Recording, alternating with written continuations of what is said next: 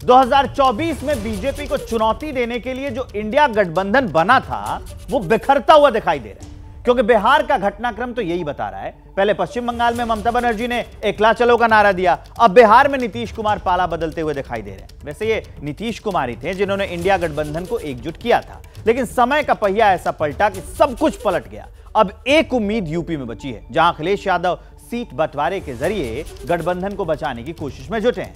लेकिन अखिलेश के संदेश के बाद भी यूपी में कलेश खत्म नहीं हो रहा है। चक्रव्यूह रचा, बिहार में सत्ता का नया मंच सजा।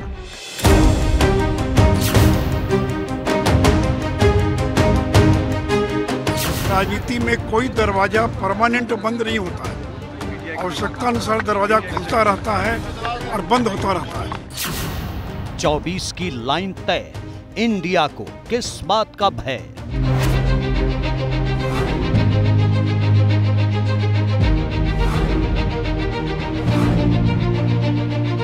कांग्रेस पार्टी हर कदम लेने के लिए तैयार है ताकि गठबंधन को और मजबूत किया जाए। पहले बंगाल, अब बिहार, कहां जाकर खत्म होगी तकरार?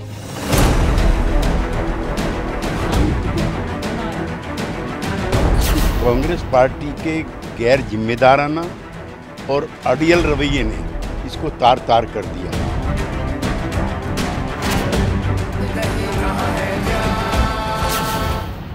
कांग्रेस को 11, आरएलडी को 7, क्या बन जाएगी बात?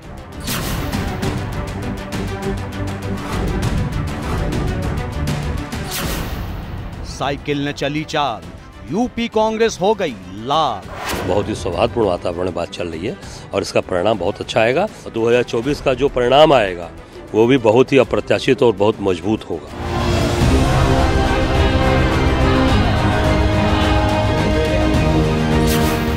चौबीस का बिगुल, किसके भरोसे राहुल?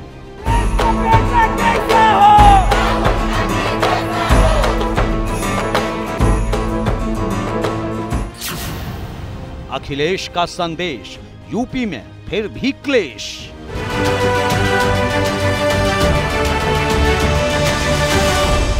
बिहार में चल रहे सियासी घटनाक्रम के बीच अखिलेश यादव ने कांग्रेस को यूपी में 11 सीट का ऑफर दिया है ताकि गठबंधन की रूपरेखा तय की जा सके। लेकिन कांग्रेस अखिलेश यादव के इस फॉर्मूले से सहमत दिखाई नहीं दे रही है। वो अपने लिए ज्यादा सीट की डिमांड कर रही है। अब सवाल यह है कि क्या कांग्रेस इंडिया गठबंधन की मुश्किल बढ़ा रही है, क्योंकि बिहार और बंगाल के पीछे भी कांग्रेस के अड़ियल रवैये को ही जिम्मेदार माना जा रहा है। बिहार में इस कदर उबाल आया है, जमीन से आसमान तक धुआं धुआं छाया है। सियासी घटनाक्रम इस कदर बदल रहा है कि कोई भी भविष्यवाणी करने से बच रहा है। राजनीति में कोई दरवाजा परमानेंट बंद नहीं होता है, आवश्यकतानुसार दरवाजा खुलता रहता है और बंद होता रहता है। केंद्रीय नेतृत्व जो है और योग्य निर्णय लेगा और पार्टी का केंद्रीय नेतृत्व जो निर्णय लेगा हम लोग उस निर्णय का समर्थन करेंगे। इस सरकार की बुनियाद में हमारे राष्ट्रीय अध्यक्ष और तेजस्वी जी और नीतीश कुमार जी का उस सरकार के गिराने के बारे में कभी हम सोच सकते हैं क्या? विधायकों ने एकजुट स्वर में कहा कि आप माननीय राष्ट्रीय अध्यक्ष जी जो निर्णय लेना चाहते हैं ले लें। जाहे विधि राखे राम ताही विधि रहिए, जाहे विधि राखे राम ताही विधि रहिए। हो यह जो ही राम रुचि राखा, काके तर्क बढ़ावे साका। लेकिन जो साफ साफ दिख रहा है वो ये कि नीतीश कुमार फिर एक बार पाला बदलते दिख रहे हैं। इस बार उनकी मंजिल वो बीजेपी है जिसे आरजेडी के लिए वो 2022 में छोड़कर आए थे। लेकिन बिहार के इस घटनाक्रम ने इंडिया गठबंधन की टेंशन बढ़ा दी है, जो सीट बंटवारे से पहले बिखरता जा रहा है। क्योंकि ममता बनर्जी पहले ही बंगाल में एकला चलो का नारा दे चुकी हैं, अब बिहार भी उसी राह पर चल पड़ा है। लेकिन चौतरफा मचे संग्राम के बीच इंडिया गठबंधन के लिए एक उम्मीद यूपी से नजर आई है, जहां अखिलेश यादव ने कांग्रेस के साथ सीटों के बंटवारे पर मुहर लगा दी है। अखिलेश ने ट्वीट करके कांग्रेस को 11 सीट देने की बात कही है। लेकिन यूपी कांग्रेस अखिलेश के 11 सीटों के ऐलान से संतुष्ट नहीं दिख रही। उसकी माने तो अभी बातचीत जारी है, फाइनल बंटवारे पर बात नहीं बनी है। अखिलेश जी का ट्वीट आया है, इसमें जो भी निर्णय राष्ट्रीय नेतृत्व हमारे मुकुल वासनिक जी के जो नेतृत्व में जो कमेटी बनी है वो निर्णय ले रही है और बहुत ही सकारात्मक और बहुत ही अच्छे वातावरण में बातचीत चल रही है और इसका परिणाम बहुत ही जल्द मजबूत आने वाला है। अशोक गहलोत जी खुद अखिलेश जी के साथ सीधे संपर्क में हैं। बातचीत उस स्तर पर चल रही है, बहुत सकारात्मक तरीके से चल रही है। अभी शीघ्र वो दोनों मिलने वाले हैं। जो समझौता होगा समाजवादी पार्टी के लिए, कांग्रेस पार्टी के लिए, इंडिया गठबंधन के लिए फायदेमंद होगा। अब सवाल इस बात का है कि अगर कांग्रेस के साथ सीट बंटवारे पर फाइनल बात नहीं बनी है तो अखिलेश यादव ने ये ट्वीट क्यों किया? क्या ये अखिलेश यादव की तरफ से कांग्रेस को साफ संदेश देने की कोशिश है कि वो 11 से ज्यादा सीटों की उम्मीद न करे? इंडिया गठबंधन ही मिलकर के चुनाव ये 2024 का लड़ेगा, मजबूती के साथ लड़ेगा और भारतीय जनता पार्टी को हराएगा। अरे यार उनकी बात छोड़ो।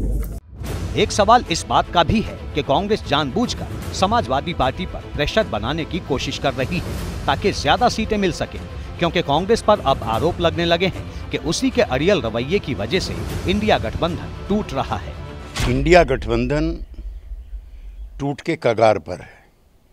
जिस मेहनत से, जिन इरादों से नीतीश कुमार ने इसको संगठित किया था, कांग्रेस पार्टी के गैर जिम्मेदाराना और अड़ियल रवैये ने इसको तार तार कर दिया है। जो गठबंधन इंडिया का हमने तैयार किया था वो अब तार तार हो चुका है और अपने विघटन की तरफ। दरअसल हर राज्य में कांग्रेस की डिमांड ज्यादा रही है और अब वो यूपी में अपने लिए 23 सीट मांग रही है, लेकिन समाजवादी पार्टी इसके लिए तैयार नहीं है। अखिलेश जी बार बार कह रहे हैं कि हमारे सीट शेयरिंग में कोई प्रॉब्लम नहीं है। हमें 11 सीटें मिल रही हैं या 81 सीटें मिल रही हैं, ये हमारे गठबंधन का मामला है।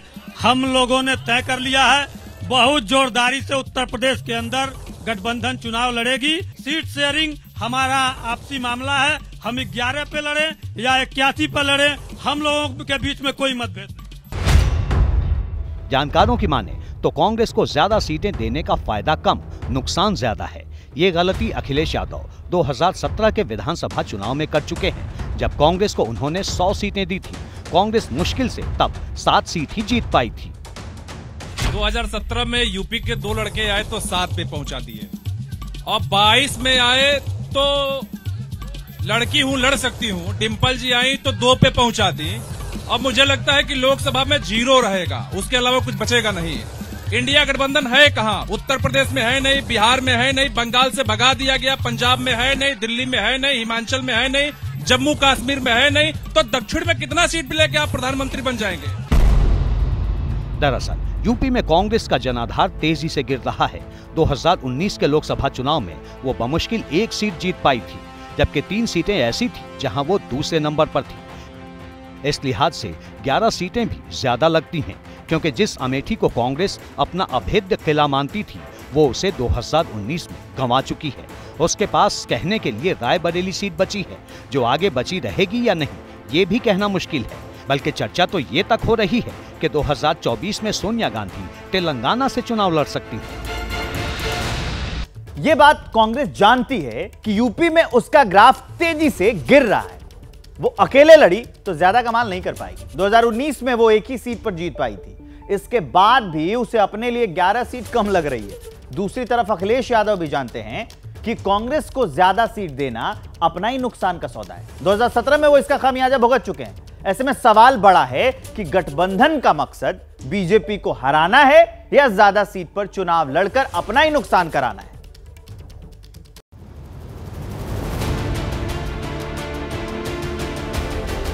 यहां पर कितने लोग खड़े हैं? उत्तर प्रदेश में लोकसभा की 80 सीटें हैं, जिसे दिल्ली फतेह का सबसे बड़ा रास्ता माना जाता है। पिछले 2 चुनाव से बीजेपी यहां एक तरफा जीत रही है और इस बार दिल्ली में हैट्रिक सरकार के लिए बीजेपी 400 पार का लक्ष्य लेकर चल रही है।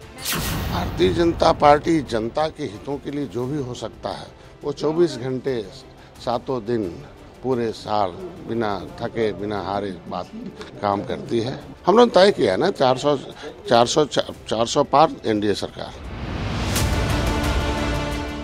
लेकिन दूसरी ओर समाजवादी पार्टी इंडिया गठबंधन के दम पर बीजेपी को बड़ी चुनौती देने का दम भर रही है। देखिए, हमें पूरी उम्मीद थी, अखिलेश जी ने गठबंधन का ऐलान करा है और 11 सीटें दी हैं। खुशी की बात है। हमारा मकसद तो एक ही है कि सांप्रदायिक शक्तियों को और विघटनकारी शक्तियों को हराना।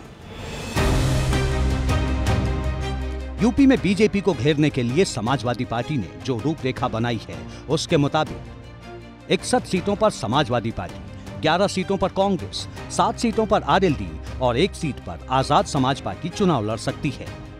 लेकिन बड़ा सवाल यह है कि जिन सीटों पर कांग्रेस के चुनाव लड़ने की चर्चा हो रही है वो सीटें कौन सी होंगी, क्योंकि सूत्रों से मिली जानकारी को माने तो कांग्रेस की नजर यूपी की उन सीटों पर है जहां 2019 में उसे 8% या उससे ज्यादा वोट मिले थे। इनमें पहली रायबरेली, दूसरी अमेठी, तीसरी कानपुर, चौथी सहारनपुर, 5वीं फतेहपुर सीकरी, 6ठी लखनऊ, 7वीं धौरहरा, 8वीं वाराणसी, 9वीं कुशीनगर, 10वीं बाराबंकी और 11वीं सीट हमीरपुर हो सकती है।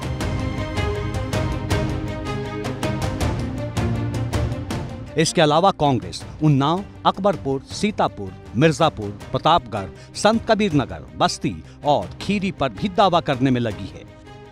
इन सीटों पर भी उसे 8% से ज्यादा वोट मिले थे। लेकिन समाजवादी पार्टी इन सीटों पर खुद चुनाव लड़ना चाहती है, जिसमें संत कबीर नगर से शिवपाल सिंह यादव के चुनाव लड़ने की चर्चा है। वहीं प्रतापगढ़ से एसपी सिंह पटेल के लड़ने की चर्चा है, जिन्होंने चुनाव प्रचार भी शुरू कर दिया है। इसी तरह कांग्रेस छोड़कर आए राजा रामपाल को समाजवादी पार्टी अकबरपुर से और अन्नू टंडन को उन्नाव से चुनाव लड़वा सकती है।